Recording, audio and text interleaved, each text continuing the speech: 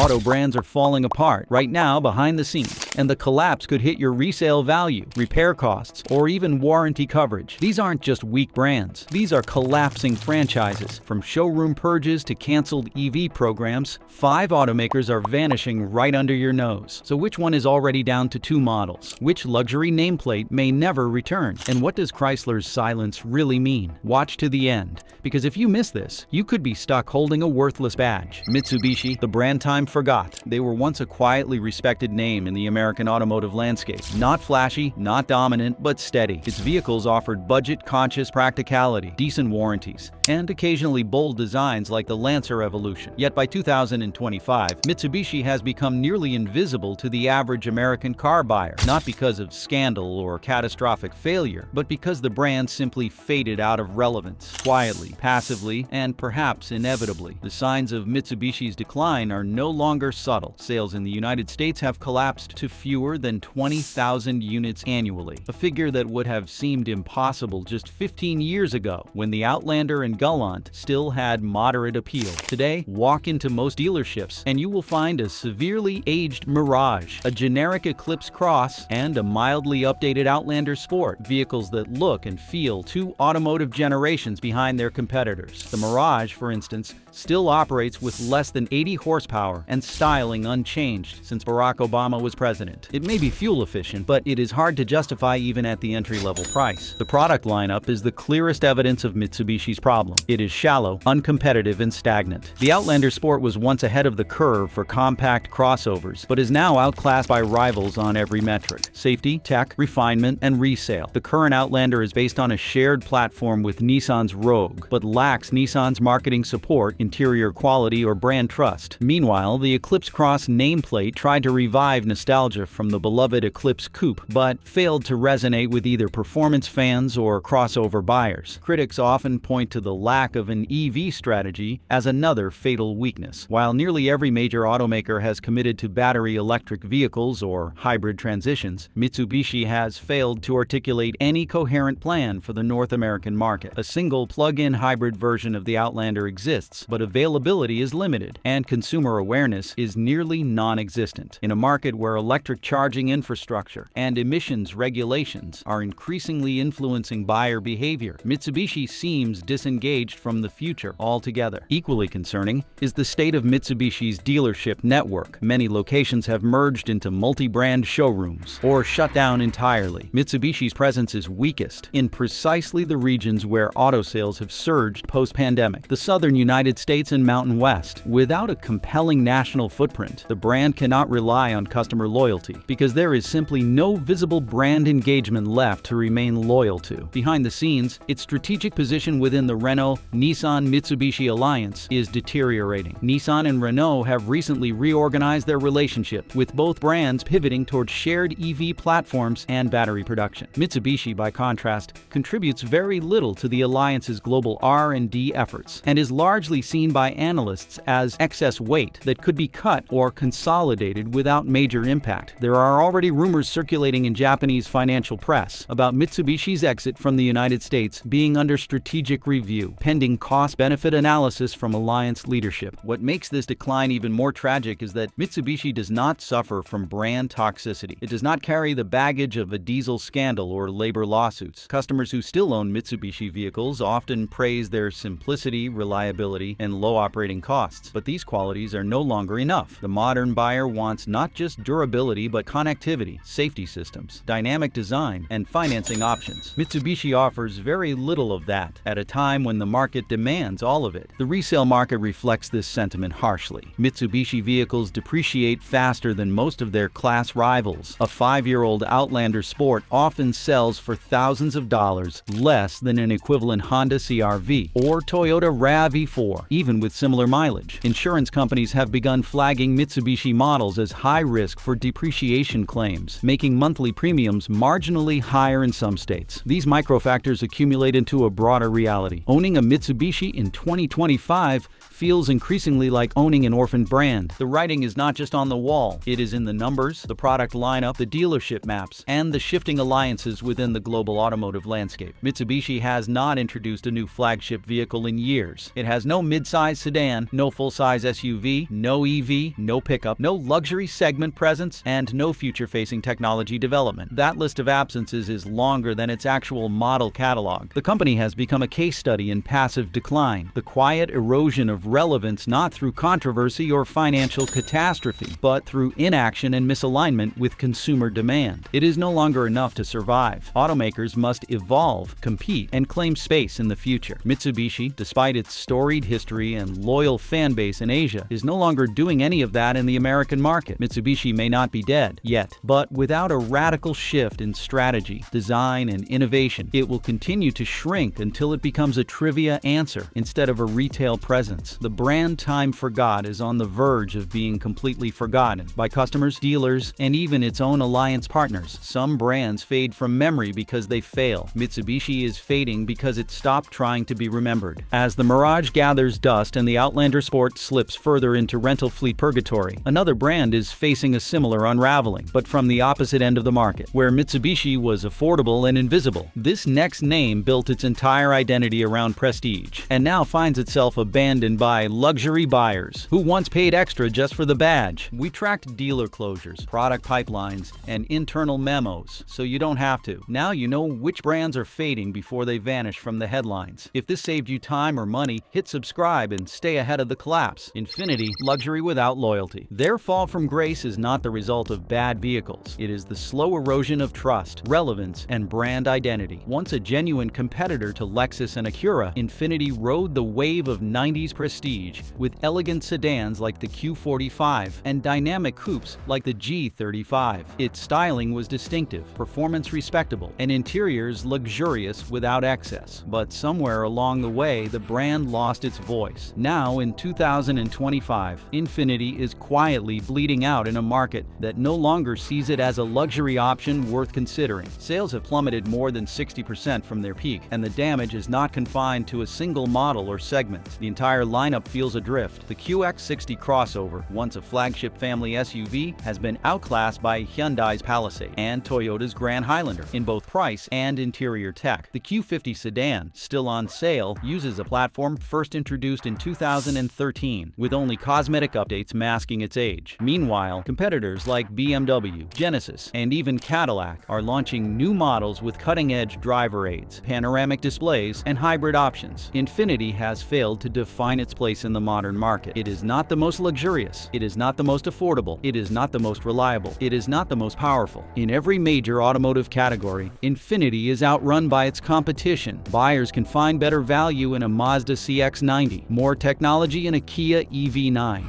and more brand prestige in a Lexus RX. Even Nissan, Infiniti's parent company, is producing better-selling and more well-reviewed models at lower prices. This leaves Infiniti trapped in a purgatory of irrelevance. Too premium for budget buyers, too underwhelming for premium shoppers. One of the biggest warning signs is what is happening at the dealer level. Over 1/4 of Infiniti showrooms have closed, been absorbed into Nissan franchises, or dropped the brand entirely. Dealers cite poor corporate support, slow inventory rotation, and increasing warranty claim costs as reasons for abandonment. Even in major markets like Southern California and the Northeast, finding an Infiniti exclusive dealership is now a challenge. Without a strong dealer network, service reliability drops, resale value dips, and customers start looking elsewhere before they ever step onto a lot. Infiniti's electric vehicle ambitions have also stalled, despite early plans to debut multiple luxury EVs. Under a new design language, those timelines have been pushed back repeatedly. Insiders claim that Nissan's ongoing financial troubles have forced corporate resources towards stabilizing the core brand rather than expanding Infiniti's footprint. No new EVs are slated for release before 2027. This delay means Infiniti is now years behind luxury rivals in building a loyal electric customer base. As a result, the depreciation curve for Infiniti models has grown steeper. Vehicles lose value quickly, and lease rates are adjusted higher to compensate for the brand's soft resale market. Insurance companies now price Infiniti premiums closer to luxury European vehicles, while repair costs continue to rise as parts availability shrinks due to declining production volumes. The ownership experience, once a key strength, is now fraught with uncertainty. There was a time when Infiniti stood for balance, sporty but smooth, luxurious but understated. That era is over. The brand's messaging has become incoherent, marketing has slowed to a trickle, product pipelines are thin, and brand loyalty, once built on consistent styling and reliable luxury, is vanishing. Even repeat Infiniti owners are defecting in droves to Tesla, Acura, Genesis, and Lexus. Without a redesign, without a flagship, and without a vision, Infiniti is drifting into irrelevance. Infiniti is not dying in dramatic fashion. There are no bankruptcies or lawsuits or headlines. It is dying in silence, in boardrooms, in spreadsheets, on sales floors that stopped stocking new inventory. And if nothing changes, the next time you see an Infiniti badge, it might be in a used car lot, parked next to a Mitsubishi Mirage, both waiting to be forgotten. Another badge is next, one with a century of legacy, a racing history, and a price tag north of $100,000. And yet, even with all that prestige, it is selling fewer cars than a boutique EV startup. Jaguar, the self-inflicted fade-out. From its roots in the motorsport world to its polished XJ sedans and F-Type coupes, Jaguar commanded presence. For years, Jaguar has been the face of British excellence, but in its most radical move yet, the company announced a sweeping, all-in electric transformation, eliminating nearly every vehicle in its existing lineup to make way for a clean-sheet electric future. It was bold, it was visionary, but it also left a vacuum the market has not been willing to tolerate. After ceasing production of its core internal combustion engine models, Jaguar's lineup shrank to little more than two names, the aging F-Pace and the all-electric I-Pace. Yet both vehicles have struggled to capture meaningful attention, let alone sales. The I-Pace, once considered cutting-edge, now lags behind rivals from Mercedes-Benz, BMW, and even Hyundai in terms of range, software updates, and charging reliability. Meanwhile, the F-Pace, though visually appealing, is burdened by a dated interior and rising competition in the mid-size premium crossover segment. Compounding Jaguar's crisis is the fact that its new electric vehicle architecture has been delayed until the year 2027. That creates an enormous product gap, 2 to 3 years without a fresh platform, compelling model, or flagship announcement. Industry analysts agree. This isn't just a delay. It is a breakdown in product cadence, dealership trust, and customer engagement. While competitors roll out new models at auto shows and in online reveals, Jaguar is conspicuously absent. In a marketplace defined by visibility, silence is fatal. Jaguar's U.S. sales fell below 13,000 units last year. For a premium brand that once rivaled Audi and BMW, that figure is catastrophic. In many American cities, Jaguar dealerships have been shuttered, consolidated,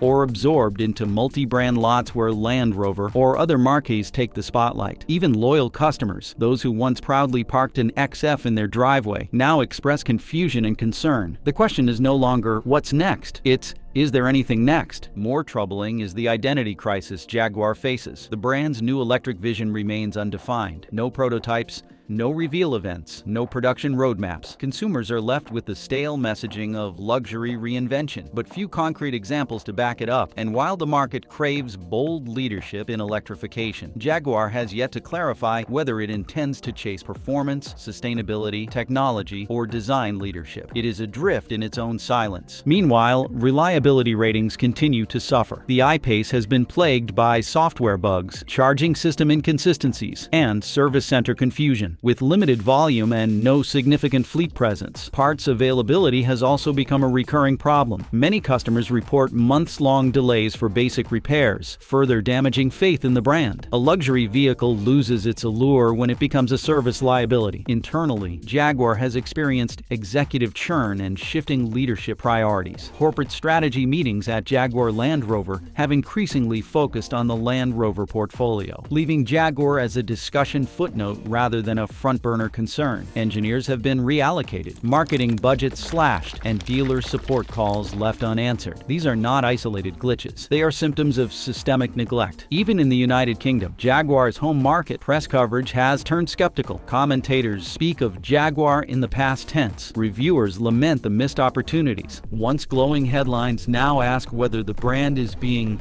wound down quietly. Globally, Jaguar has fallen behind every other luxury automaker in new vehicle launches. By the time their new EV platform arrives, the competitive landscape may have completely moved on. Yet despite everything, Jaguar still has one advantage most crumbling brands do not: heritage. The leaping cat emblem still sparks recognition. The name still carries emotional resonance, and for a subset of enthusiasts, there remains hope that Jaguar can reboot itself as a halo boutique brand, perhaps selling limited-run electric Grand Tourers at high price points. But whether that vision can succeed, or whether the market still cares, is an open question. Not all heritage can be saved, especially when it's not supported by modern relevance. While Jaguar was plotting its future in silence, rivals took the market share, the buzz, and the buyers. And today, those decisions are showing up in Jaguar's balance sheet: dealership shrinkage and consumer abandonment. It is not a sudden collapse. It is an evaporating one, a disappearance unfolding in real time. If you walk into a dealership today, there might still be a Jaguar on display, shiny, silent, and unmistakably elegant. But behind the glass, there's no roadmap, no buzz, no certainty. That's what makes this story so different from the others. Jaguar is not dead. It's drifting patiently, painfully toward irrelevance. Across the board, there are whispers inside the industry that Jaguar will soon be reduced to a badge on special edition electric platforms developed elsewhere. Not a company, not a brand, a name, a memory. And for an icon of British engineering, that may be the most tragic outcome of all. All of this leads us to a very different kind of failure, one that doesn't come from overpromising, but from being forgotten entirely. Because while Jaguar may still have a handful of loyalists and a sliver of visibility, the next brand on this list has lost nearly all traces of public relevance. Walk into most US dealerships today and you might not even see it, because most people no longer realize it's still for sale. Fiat,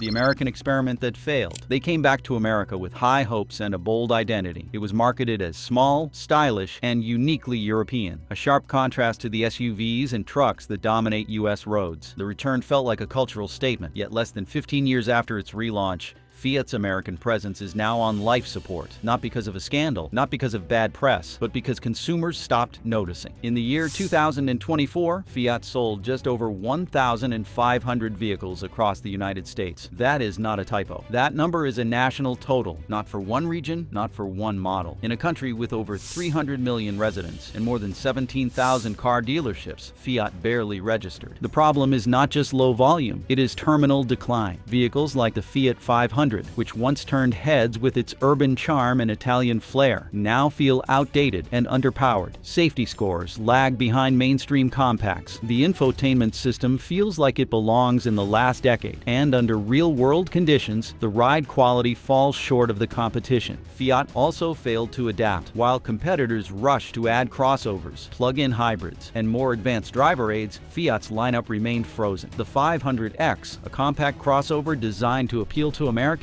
was underpowered and overpriced. The 500e, Fiat's attempt at electric relevance, offered barely over 100 miles of real-world range and no rapid charging infrastructure. Without SUVs or trucks in the portfolio, Fiat had no high-margin products to stabilize sales. Perhaps most damning of all is the brand's complete marketing collapse. Fiat received almost no visibility in American advertising throughout 2023 and 2024. Dealers received minimal corporate support. Most car buyers today are unaware that Fiat is still sold in the US. In some states, there are no active Fiat dealerships at all. In others, Fiat is awkwardly stuffed into corner sections of Chrysler or Jeep showrooms, collecting dust. Inside Stellantis, Fiat is being triaged. Sources close to regional leadership confirm the brand is being considered for full US withdrawal. For now, the decision is under review, but many dealers are already preparing for discontinuation. Parts availability remains stable for now, but warranty repairs are being diverted through shared service networks, adding delay and confusion. Even Fiat's global narrative has turned against it. Once the pride of Italy, Fiat is being eclipsed by its own parent company's other brands, including Peugeot and Citroën. International development efforts are focused elsewhere. The brand's American experiment is now viewed as a costly distraction, an emotional play that no longer fits into a profit-driven model. In interviews with former Fiat franchise owners, a common sentiment emerges: regret. Many had hoped the brand would evolve, localize, or innovate. Instead, it withered, slowly story quietly, without urgency or direction. In today's fast-paced auto market, irrelevance is the one flaw you cannot afford, and so Fiat's American story is ending the same way it unfolded, quietly in the background, while the spotlight moves elsewhere. There may not be a press release, no grand farewell, just a quiet removal from dealer ordering systems, a disappearance from showrooms, and a final shrug from customers who already forgot they existed. Now, with only one entry left on this list, we come to the most iconic nameplate of them all, a company that once defined American automotive innovation and now finds itself without direction, identity, or even a real product lineup. If you think the story so far has been bleak, wait until you see what's happening to Chrysler. Chrysler, the walking ghost of Detroit. There was a time when this name sat at the very heart of the American automotive dream. It built icons, it sold ambition, it represented middle-class mobility, Detroit steel, and engineering pride. At its peak, Chrysler was the second largest automaker in the United States, commanding a full lineup of sedans, coupes, minivans, trucks, and even experimental vehicles. Those who grew up in the 1980s and 1990s saw the Chrysler name alongside Ford and General Motors as one of the big three, an untouchable cornerstone of America's automotive empire. That legacy, however, is no longer measured in dominance or innovation. It's measured in what is missing. Today, Chrysler is down to exactly two vehicles, the Pacifica minivan and the fleet-only Voyager. Both ride on platforms introduced years ago, with only modest cosmetic and infotainment updates to keep them alive. The Chrysler 300, once the brand's last proud sedan and a street icon in its own right, was officially retired. No successor, no replacement, just silence. The brand's transition toward electric vehicles, a necessity in the current industry climate, appears to have stalled completely. The Airflow EV concept, once teased as Chrysler's first real step into the electric era, was abruptly canceled. Stellantis, Chrysler's multinational parent company,